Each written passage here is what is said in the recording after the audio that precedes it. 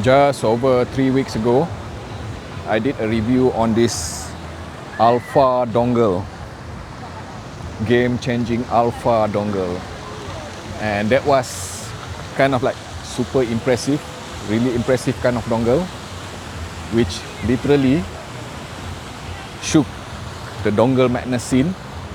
So now that we have an Alpha, does it mean that we're gonna have an Omega as well? Because the way I look at it, if there's an Alpha, there should be an Omega, right? This is iBasso DX180, which you might have seen me using it quite a while. In the past few videos, perhaps 4 videos even, I have been using it quite extensively because I like it. This DX180 is basically a quad array of CS43131. Yes, you're gonna find 4 Cirrus Logic CS43131 in that particular depth. And what DC07Pro offers, this one here, okay, is basically the same trickle down technology from that DX180. Yes, basically they're using the exact same quad DAC array of Cirrus Logic CS43131. Very beautiful rotary volume adjustment. Yes, I absolutely love this. This is very refined step of 100 step of volume, digital volume. Pretty much similar to this again, DX180 here. DC07Pro is pretty much a toned down version of DX180 with the power itself kind of a bit limited. I will do a bit more of review on DX180 later, but for today we're just going to talk about this DC07Pro. So what we're going to have is that this Pentagon jacks here, which is 4.4mm balance, and this 3.5mm single-ended here, okay, which offer in excess of 430 milliwatt of power from this balance port and 180 milliwatt of power from the 3.5mm single-ended. So just remember this, if you want to capitalize on this particular dongle, when it comes to outright power, you would want to use the 4.4mm balance. The 3.5mm single-ended is pretty much usable for something which does not require too much power, or whichever IEM which seems to be super sensitive and tend to be shouty if you apply too much power to it. But then again, right, one of the components which I think quite interesting, which has been trickled down from the DX180, is that this DC07Pro also employ the usage of this FPGA KDS, which is an advanced built-in in-house oscillator developed by iBasso to ensure that you're gonna get the kind of output with the least amount or almost zero amount of distortion. And I think, which I will cover later, I will explain to you what is the benefit of using quad DAC inside this thing. Let's just have a quick look what you're gonna get inside. Of course, you're gonna get the dongle itself, which is here. And the good thing about it is that it also comes with this USB Type-C female here, as well as USB Type-C to Lightning. So which means that this DC07Pro has been tuned to work properly with iPhone, the one that uses Lightning, okay? And also, of course, obviously with the later model of iPhone, which use USB Type-C.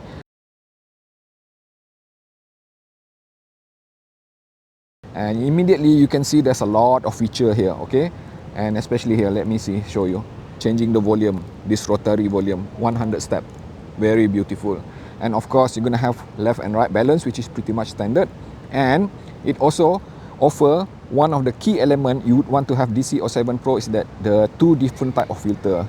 So let's talk about the first one, which is the digital filter, the normal filter. You're gonna be presented with 5 different filter here that I can see. And of course, pretty much similar to iBasso DC04Pro previously. It has this NOS, non-oversampling. It also have this low latency slow filter and low latency fast filter, and then phase compensated slow filter, and then pretty much fast phase compensated fast filter. Now, let me just clarify on this subject of filter, because typically the kind of question that I'm gonna get is that how effective is the filter? Let me just then declare this openly. This is one of the very few dongle that can actually impart, you know, useful filter when connected to different type of listening devices. regardless of what type. I have tested it with this Hi-Fi Man Sundara here, Sennheiser HD600, okay, and pretty much all of my IEM, and I can confirm that there are indeed some differences in the way they present the sound. And to make it simple, let me just clarify this. For something which is like this Sennheiser HD600, which is natively natural sounding, okay, not so fast with the transient response and everything, usually it will sound better, at least to my ear, when I use non-oversampling or even fast filter, any of the fast type filter. But if I use something which is slightly brighter or fast transient, like this Hi-Fi Man Sundara or even Hidis MP145 or even Etimotic ER series, then usually I will get better result if I use this particular filter, which is low latency slow filter, filter number 4, which means that the effect that I get is that it offers the kind of smoothness, analog timbre to the sound itself, overall sound, which I find that the kind of element which is missing from those bright sounding partners. And that is an element of balancing which I really love about effective filter when they are available on this dongle form factor. Assuming that you don't have access to iBasso UAC, you are running on PC or even running on iPhone, you don't have to worry that you don't have access to iBasso UAC, because as you can see here, by just simply clicking the button while connected and powered, long press, and then it's going to be showing you all the setting, which is filter, okay. Then you can have a look here, HP filter, which is high pass filter, which I will touch a bit more after this. And then gain, okay. And then of course balance between left and right, SPDIF on and off, rotation, pretty much the very same kind of option that you're gonna get from iBasso UAC. So this is definitely very thoughtful of iBasso to implement the exact same feature that you're gonna find inside the UAC app built into this dongle itself. So what I'm trying to say is that if you don't have access to iBasso UAC, you don't have to worry. You can totally have full control of this iBasso DC07Pro locally on this device itself. Now let's talk about the other filter, the HP filter, which is high pass filter. You can only switch on and off for this particular filter, and I think after my testing, I would just simply declare that I prefer with the filter turn off, because to me, at least to my hearing, when I tested it with different kind of IEM which are highly resolving, okay, I feel that the filter implements some sort of digitally enhanced dynamic transient, at which I think it will try to emphasize on the enhancement of the presentation of the sound itself.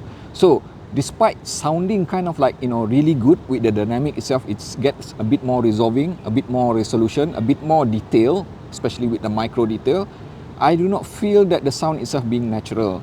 So at the end of the day, alright, instead of having that kind of enhanced sound, which is pretty much similar to other filter that you might find in Hebe FC6, which is the Ultra HDR filter in Hebe FC6, or even some other, you know, DAP which offer this kind of filter, this high pass filter does not sound natural to my ear. So at the end of the day, I prefer this DC07Pro with the HP filter turned off.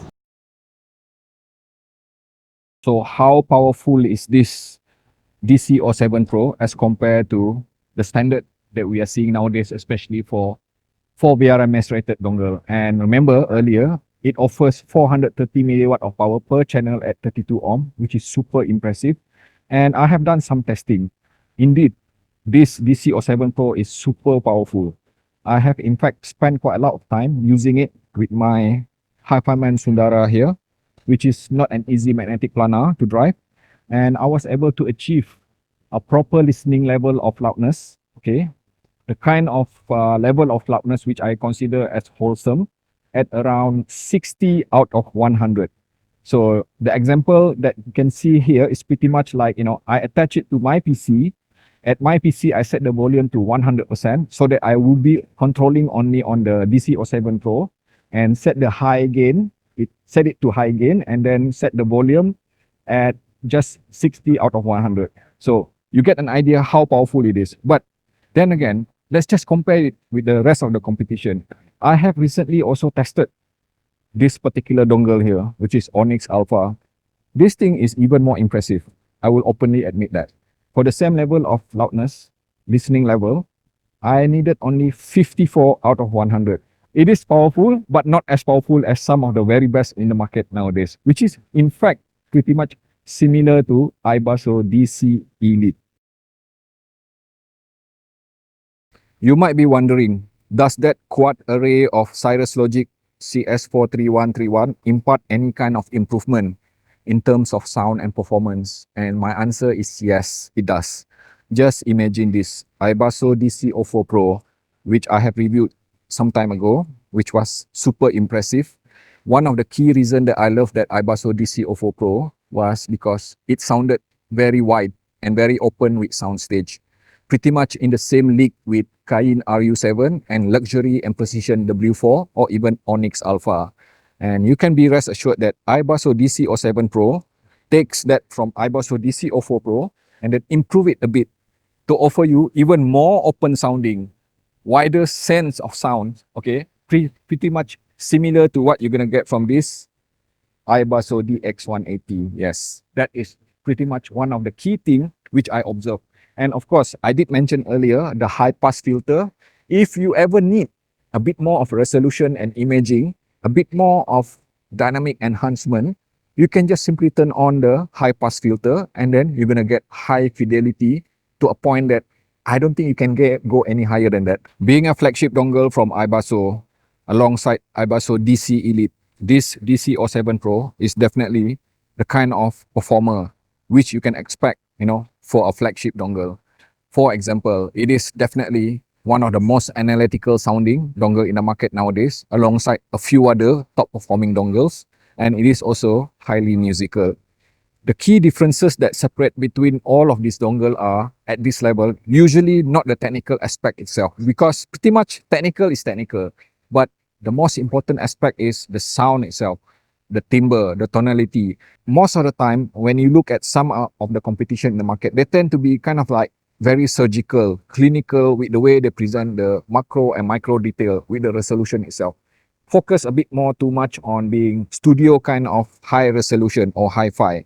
But the good thing about this DC07 Pro, one of the key things that I really love about it is that just like EPZ TP50, just like Centron's DeckPort HD, or even just like Onyx Alpha, which I reviewed recently, this DC07 Pro is definitely analog and natural sounding while being highly analytical and hi-fi at the same time. That is not an easy balance to achieve. We are looking at a very competitive market nowadays. Pretty much, especially if you look into Cirrus Logic CS43131 or even CS43198, all of them which I have tested so far this year has been super impressive. Meaning that the deck itself, straight out of the box, straight out of the factory, it requires pretty much a simple thing for the manufacturer, the deck, company which release as to the consumer itself. They don't have to do much. But if they spend quite a bit of time, a bit more of R&D towards improving it, towards the implementation, the results can vary. And we are talking about small differences here. Having said that, I did mention earlier that this DC07 Pro could be the Omega. So what does it mean? So I have already covered at length in my previous review that Onyx Alpha being the Alpha dongle, okay? And it is without a doubt, this DC07 Pro is the Omega dongle for Dongle Madness this year, 2024. From Dongle Madness perspective, from Andy Odovok perspective, as you can see here in the comparison table, this iBasso DC07 Pro is super impressive with a total score of 98 out of 100, exactly the same as Onyx Alpha. Pretty much, if I were to compare them side by side, I have already compared them side by side, and I am happy to say that they're pretty much identical in many ways, except that if I were to nitpick, especially when I test it using my Hi-Fi-Man Sundara running on high gain, I would even say that DC07 Pro seems to appear like slightly more airy, slightly more open with the way it presents the soundstage itself. And we are talking about something which is very minute here, very small, something that which would require absolute critical level of listening in order to tell the difference. And if you were to check the comparison with another iBasso dongle, which is the iBasso DC Elite, this DC07 Pro definitely improve on that particular area of sound richness. Where else, technically I would say that DC Elite and DC07 Pro are pretty much identical, scoring maximum of 10 in the other three elements of sound. And comparing it with that legendary iBasso DC04 Pro, without a doubt, DC07 Pro is the epitome of improvement of where DC04 Pro was heading to. And this is the ultimate, the final state of that form factor which iBasso DC04 Pro tried to achieve, which is iBasso DC07 Pro here. This is definitely the Omega dongle for dongle madness in 2024.